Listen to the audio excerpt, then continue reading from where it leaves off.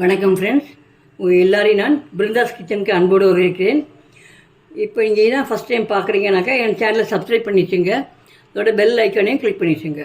வாங்க வீடியோக்குள்ளே போகலாம். இப்போ நான் வழக்கம் போல் இப்போ சம்மர் ஆரம்பிச்சிருது. வாட்டர்மெலன் பெரிய பீஸாக வாங்கி அதை பீஸாக போட்டு உள்ளுக்குள்ளே எடுத்து வச்சாச்சு. அது தோல் வீணாக்காமல் அதில் கொஞ்சம் தான் எடுத்துட்டுருக்கேன். அது தோல் கொஞ்சம் எடுத்துட்டுருக்கேன் நறுக்கி பொடியாக. அதை அலம்பிட்டு உள்பக்கம் வெள்ளையாக உள்ளதில் மட்டும் கொஞ்சம் நறுக்கி எடுத்துட்டுருக்கேன். இதில் ஒரு டேபிள் ஸ்பூன் பாசிப்பருப்பு நல்லா கரைஞ்சி போட்டுக்கலாம். அதுக்கப்புறம் சிம்பிளாக இப்போ அவசரமாக இப்போ 1 மணிக்கு மேலே ஆயிடுச்சு. இப்போ அவசரமாக சமைக்கணும். அதனால் என்ன பண்ணேன், இந்த நூக்கு ஒரு சட்னி இருக்குது, அதை அதில் போட்டுக்கிறேன். தேங்காய் அரைச்சி விடுறேன். தேங்காய் எல்லாமே இருக்குது இதில். அதனால் இதை அதில் போட்டுக்கிறேன்.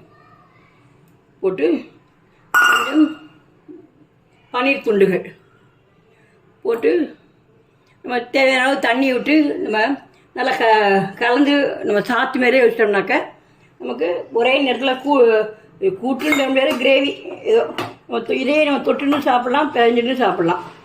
தண்ணியை விட்டு நல்லா கலந்து வச்சுருங்க. அப்புறம் வாயை விட்டு பார்த்து நீங்கள் உப்பு மட்டும் போட்டு வச்சுக்கோங்க. வச்சிங்கனாக்கா ஒரே நேரத்தில் ஆயிரும்.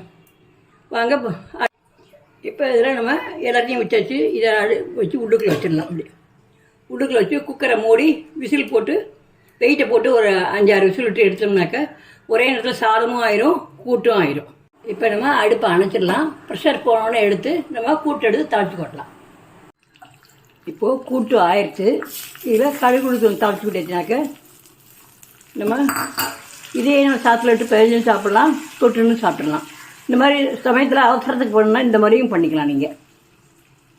நீங்கள் இப்போ செஞ்சு பார்த்துட்டு உங்கள் ஒப்பீனியனை கமெண்டில் போடுங்க. நன்றி.